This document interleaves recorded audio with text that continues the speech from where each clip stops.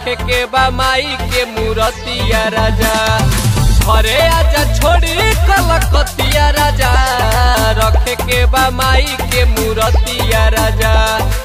लाले अड़हुलवा ललकी चुनरिया, ले ली हो छकवा लवंगिया राजा। छोड़िया वो घरे कलकतिया राजा, रखे के बा माई के मूर्तिया राजा। घरे आजा छोड़ी कलकतिया राजा, रखे के बा माई के मूर्तिया राजा।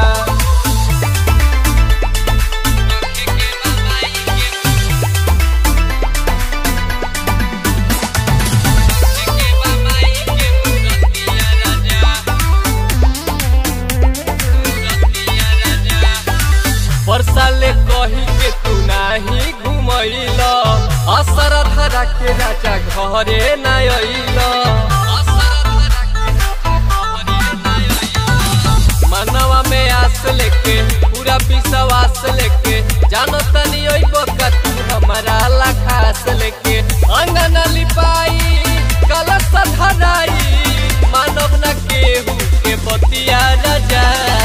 छोड़िया वो घरे कलकतिया राजा, रखे के बा माई के मूर्तिया राजा।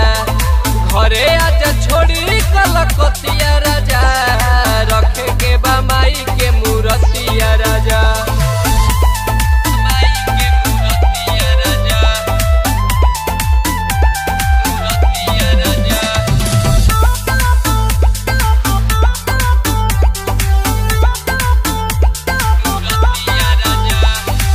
हमके दशहरा के मेला घुमाई दी हो, माई के रूपवा के दर्शन कराई दी हो।